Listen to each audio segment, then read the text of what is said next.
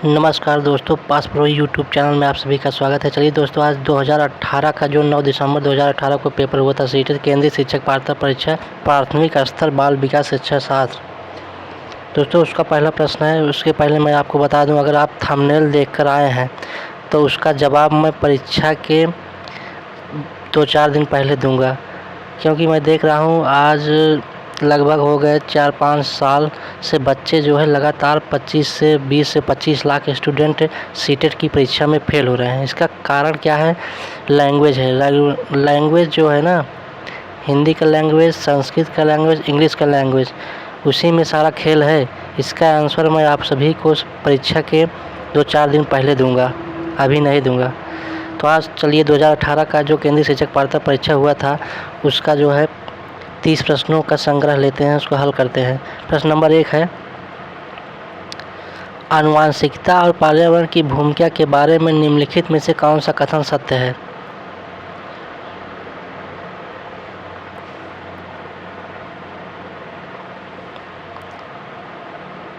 इसका option A है, विकास के कुछ पहलू आनुवंशिकता और कुछ अन्य पर्यावरण से अधिक प्रभावित होते हैं। ऑप्शन बी है, सीखने और प्रदर्शन करने की एक बच्चे की क्षमता जीनों द्वारा पूरी तरह से निर्धारित की जाती है। ऑप्शन सी है, अच्छी देखभाल और पौष्टिक आहार बच्चों के किसी भी जन्मजात विकार को दूर कर सकता है। ऑप्शन डी है, पर्यावरण केवल बच्चों के भाषा विकास में महत्वपूर्ण भूमिका निभाता है। इसका राइट आंसर होगा ऑप्शन ए, विकास के कुछ पहलू आनुवंशिकता और कुछ अन्य पर्यावरण से अधिक प्रभावित होते हैं। प्रश्न नंबर 2, निम्नलिखित में से कौन सा कथन पियाजे के सिद्धांत के अनुसार कहा नहीं जा सकता? ऑप्शन ए है, विकास गुणात्मक चरणों में होता है। ऑप्शन बी, बच्चे अपनी दुनिया के बारे में ज्ञान का निर्माण और उपयोग करते हैं। ऑप्शन सी है, निरंतर अभ्यास से अधिगम होता है। ऑप्शन डी, बच्चे अपने पर्यावरण पर क्रिया करते हैं। इसका राइट आंसर होगा ऑप्शन सी, निरंतर अभ्यास से अधिगम होता है। प्रश्न नंबर 3, निम्नलिखित में से कौन सी पूर्व संक्रियात्मक विचार की एक सीमा नहीं है? ऑप्शन ए, ध्यान केंद्रित करने की प्रवृत्ति। बी, प्रतीकात्मक विचार का विकास। ऑप्शन सी, अहम मान्यता। Option D, अनुत्क्रमणिता।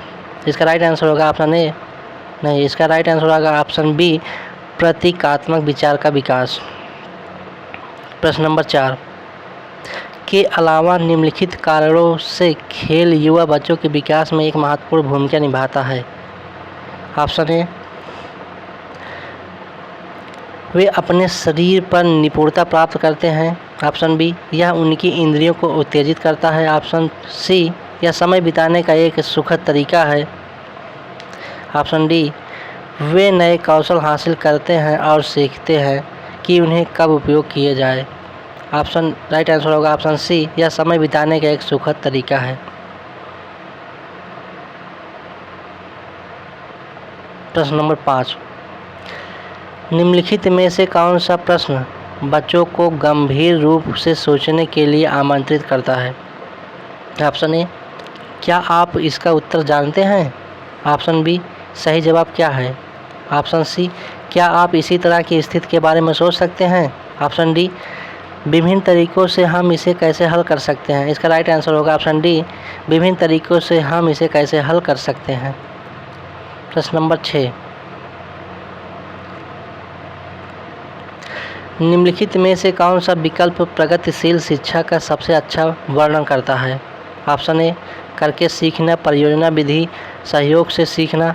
Option B, thematic इकाइयाँ, नियमित इकाइयाँ, परीक्षण, रैंकिंग। ऑप्शन सी, व्यक्तिगत अधिगम, क्षमता समूह बनाना, छात्रों की लेबलिंग। ऑप्शन डी, परियोजना विधि, समूह, क्षमता समूह बनाना, रैंकिंग। इसका राइट आंसर होगा ऑप्शन ए, करके सीखना, परियोजना विधि, सहयोग से सीखना। प्रश्न नंबर 7,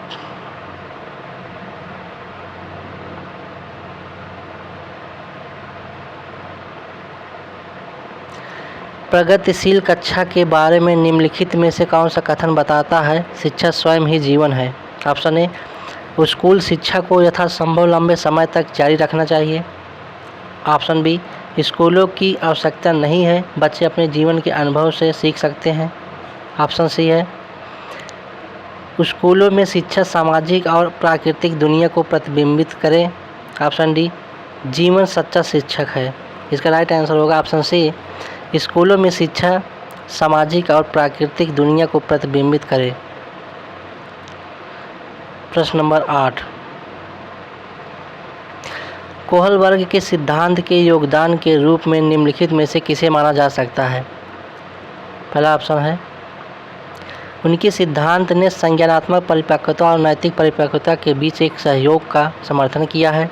ऑप्शन बी है, इस सिद्धांत में विस्तृत परीक्षण प्रक्रियाएं हैं। ऑप्शन सी, यह नैतिक तर्क और कार्यवाही के बीच एक स्पष्ट संबंध स्थापित करता है। ऑप्शन डी, उनका विश्वास है कि बच्चे नैतिक दार्शनिक हैं। इसका राइट आंसर होगा ऑप्शन ए, उनके सिद्धांत ने संज्ञानात्मक परिपक्वता और नैतिक परिपक्वता के बीच एक सहयोग का समर्थन किया है।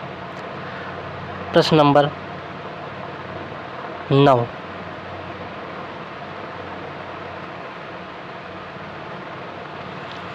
निकटवर्ती विकास का क्षेत्र संदर्भित करता है। ऑप्शन ए, उस चरण को जब अधिकतम विकास संभव है। ऑप्शन बी, उस विकासात्मक चरण को जब बच्चा सीखने की पूरी जिम्मेदारी लेता है। ऑप्शन सी, एक संदर्भ को जिसमें बच्चे सहयोग के सही स्तर के साथ कोई कार्य लगभग स्वयं कर सकते हैं। ऑप्शन डी, उस सीखने के बिंदु को जब सहयोग वापस लिया जा सकता है। इसका राइट आंसर होगा ऑप्शन सी, एक संदर्भ को जिसमें बच्चे सहयोग के सही स्तर के साथ कोई कार्य लगभग स्वयं कर सकते हैं। प्रश्न नंबर 10,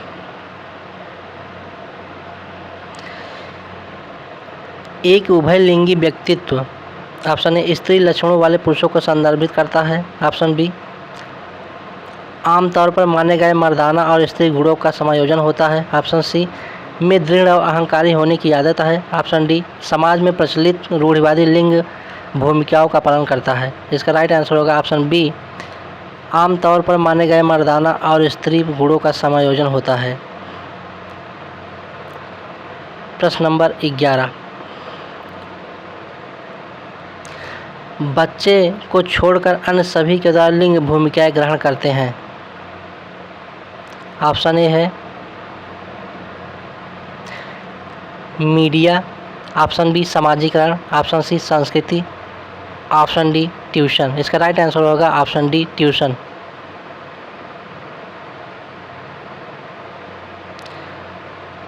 प्रश्न नंबर 12 है, मानकीकृत परीक्षणों की आलोचनाओं में से एक यह है कि ऑप्शन ए, वे मुख्य रूप से मुख्य धारा की संस्कृति का प्रतिनिधित्व करते हैं और इसलिए पक्षपाती है। ऑप्शन बी, उनकी भाषा को समझना मुश्किल है। ऑप्शन सी, परीक्षण बड़ी आबादी पर लागू नहीं किए जा सकते। ऑप्शन डी, वे बच्चों की क्षमता की स्पष्ट तस्वीर नहीं देते हैं। इसका राइट आंसर होगा ऑप्शन ए, वे मुख्य रूप से मुख्य धारा की संस्कृति का प्रतिनिधित्व करते हैं और इसलिए पक्षपाती हैं। प्रश्न नंबर 13, एकाधिक बुद्धिमानी का सिद्धांत कहता है कि बुद्धि कई प्रकार की हो सकती है। बुद्धि तेजी से बढ़ाई जा सकती है। पेपर पेंसिल परीक्षण सहायक नहीं है। प्रभावी अध्यापन के द्वारा बुद्धि बढ़ाई जा सकती है। इसका राइट आंसर होगा ऑप्शन बी, बुद्धि कई प्रकार की हो सकती है। प्रश्न नंबर 14, शिक्षक सीखने के लिए मूल्यांकन और सीखने के मूल्यांकन दोनों का उपयोग कर सकते हैं। ऑप्शन ए, बच्चों की प्रगति और उपलब्धि स्तर को जानने में। ऑप्शन बी, बच्चों की सीखने की ज़रूरतों को जानने में और तदनुसार शिक्षण रणनीति का चयन करने में। ऑप्शन सी, आवधिक अंतरालों पर बच्चे के प्रदर्शन का आकलन करने और उसी के प्रदर्शन को प्रमाणित करने में। ऑप्शन डी, बच्चों की प्रगति की निगरानी करने और उनके सीखने के अंतराल को भरने के लिए उचित लक्ष्य निर्धारित करने में। इसका राइट आंसर होगा ऑप्शन ए, बच्चों की प्रगति और उपलब्धि स्तर को जानने में। प्रश्न नंबर 15,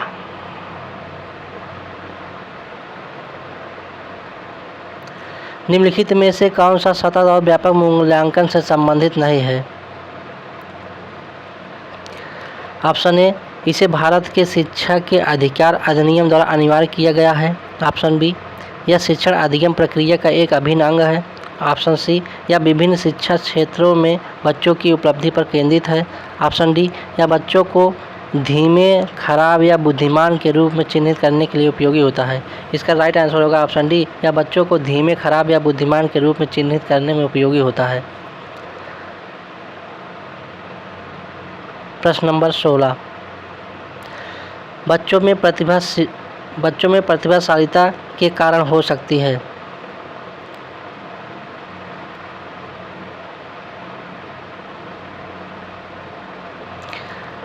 आनुवांशिकता और वातावरण के बीच अंतःक्रिया, ऑप्शन बी। एक संसाधन समृद्ध वातावरण, ऑप्शन सी। सफल माता पिता, ऑप्शन डी। एक अनुशासित दिनचर्या। इसका राइट आंसर होगा ऑप्शन ए, आनुवांशिकता और वातावरण के बीच अंतःक्रिया।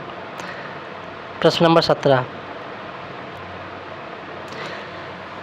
सामाजिक आर्थिक रूप से वंचित पृष्ठभूमि से आने वाले बच्चों को कक्षा के माहौल की आवश्यकता होती है।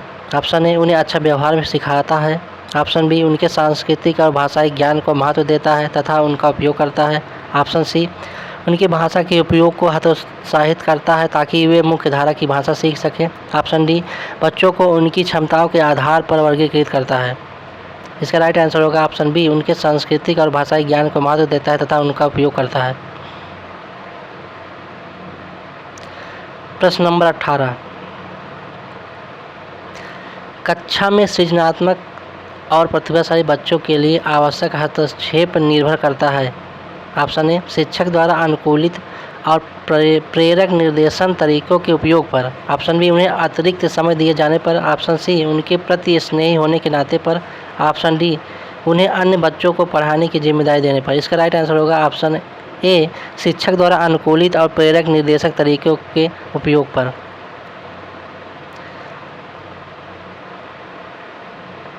प्रश्न नंबर 19,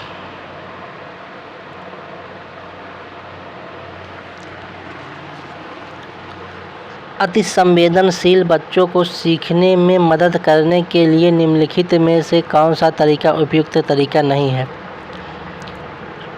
एक कार्य को छोटे छोटे प्रबंधनीय खंडों में तोड़ना। ऑप्शन बी, अधिगम के वैकल्पिक तरीकों की पेशकश। ऑप्शन सी, उनके दैनिक कार्यक्रम में शारीरिक गतिविधि का समावेश। ऑप्शन डी, बेचैन होने पर अक्सर उन्हें फटकार लगाना। इसका राइट आंसर होगा ऑप्शन डी, बेचैन होने पर अक्सर उन्हें फटकार लगाना।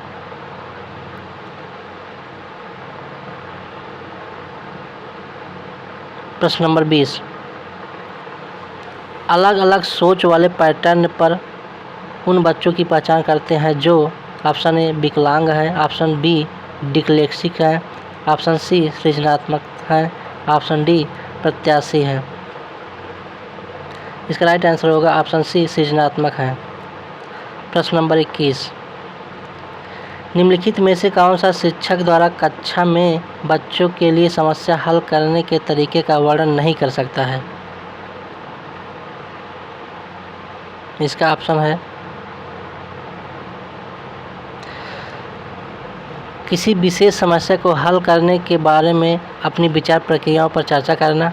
ऑप्शन बी, कुछ हल करते समय गलतियों को करने के प्रति ईमानदार रहना। ऑप्शन सी है सोच विचार परीक्षण और विभिन्न उत्तरों जैसी शब्दावली का प्रयोग करना। ऑप्शन डी है अभिसरण उत्तरों वाले प्रश्न पूछना।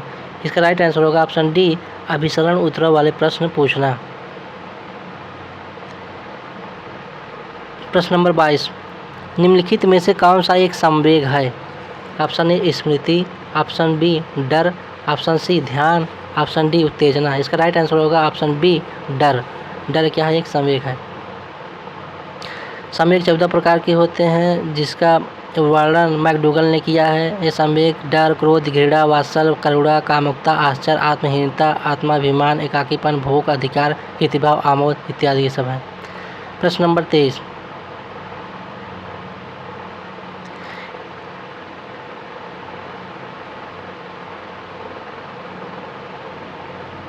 एक 3 साल का बच्चा बताता है कि दूध बूथ पर एक मशीन द्वारा दूध का उत्पादन होता है। निम्नलिखित में से कौन सा बच्चे की समझ का सबसे अच्छा स्पष्टीकरण प्रदान करता है। ऑप्शन ए, बच्चे को दुनिया का बहुत सीमित अनावरण या ज्ञान है। ऑप्शन बी, बच्चे का जवाब बूथ से दूध खरीदने के अपने अनुभव पर आधारित है। सी, बच्चे ने गायों को कभी नहीं देखा है। ऑप्शन डी, बच्चे का परिवार बच्चों को प्रेरक वातावरण प्रदान नहीं करता। इसका राइट आंसर होगा ऑप्शन बी। बच्चे का जवाब दूध बूथ से दूध खरीदने के अपने अनुभव पर आधारित है।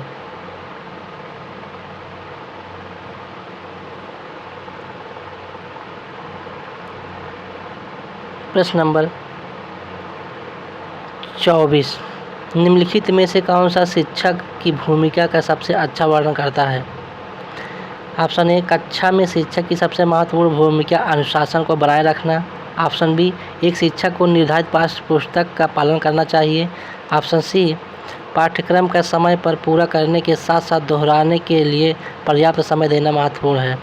ऑप्शन डी, आराम के लिए जगह बनाना जहां बच्चे संवाद और पूछताछ के माध्यम से सीखते हैं। इसका राइट आंसर होगा ऑप्शन डी, आराम के लिए जगह बनाना जहां बच्चे संवाद और पूछताछ के माध्यम से सीखते हैं। प्रश्न नंबर 25, निम्नलिखित में से कौन सी कक्षा समृद्धि शिक्षा को प्रोत्साहित करती है? ऑप्शन ए है कक्षा जिसमें प्रदर्शित विभिन्न प्रकार की सामग्री बच्चों की पहुंच से परे हो ताकि सामग्री लंबे समय तक चलती रहे। ऑप्शन बी है वह कक्षा जहां जिसमें खुली गतिविधि कोने में हो और विभिन्न प्रकार के बाल साहित्य खुली ताक शेल्फ में रखी हो जो दिन के किसी भी समय प्राप्त की जा सके। ऑप्शन सी है अलमारी में अच्छी तरह संगठित सामग्री वाली कक्षा जहां सामग्री को सप्ताह में एक बार मुक्त खेल के लिए बाहर लाया जाता हो। ऑप्शन डी है पाठ्य पुस्तक सामग्री द्वारा संचालित संरचित और योजनाबद्ध अधिगम वाली कक्षा। इसका राइट आंसर होगा ऑप्शन बी, वह कक्षा जिसमें खुली गतिविधि कोने में हो और विभिन्न प्रकार के बाल साहित्य खुली ताक शेल्फ में रखी हो जो दिन के किसी भी समय प्राप्त किया जा सके। प्रश्न नंबर 26,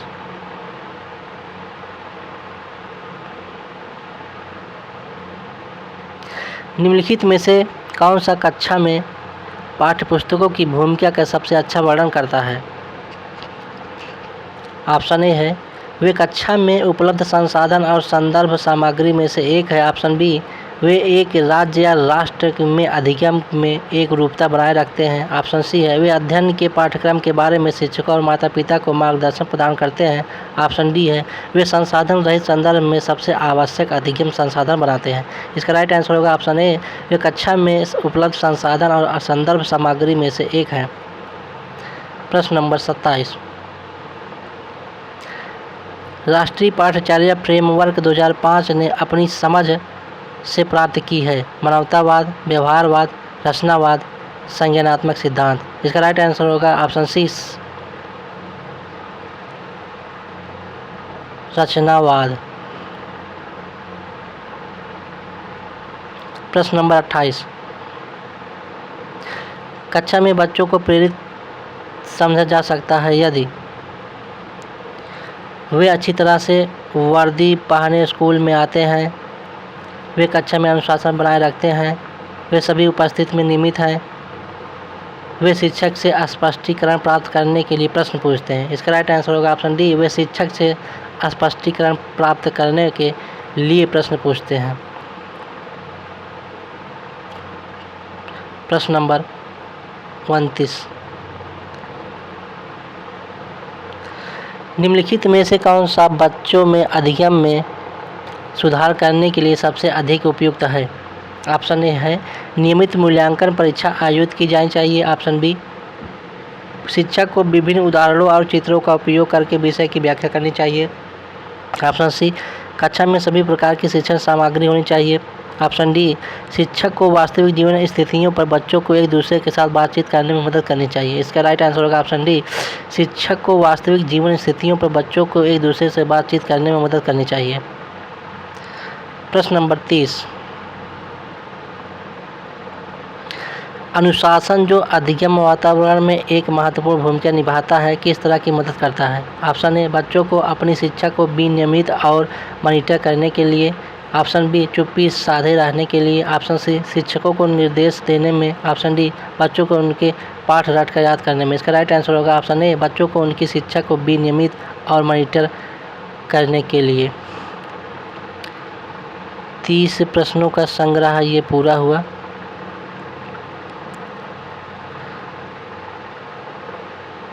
वीडियो को पूरा देखने के लिए बहुत बहुत धन्यवाद दोस्तों। केंद्रीय शिक्षक पात्रता 2018 का जो प्राथमिक स्तर बाल विकास का पेपर था ये दोस्तों, जो आप थंबनेल देख के अगर आए हो, आप घबराइए नहीं। मैं सीटेट क्वालिफाई ऐसे किया था। लैंग्वेज जो इंग्लिश का लैंग्वेज होता है और जो संस्कृत का लैंग्वेज होता है और हिंदी का जो लैंग्वेज होता है, सारा खेल उसी में है, ठीक है ना। तो बहुत बहुत धन्यवाद दोस्तों वीडियो को देखने के लिए। प्लीज़ चैनल को सब्सक्राइब करें, शेयर करें, लाइक करें। जय हिंद दोस्तों।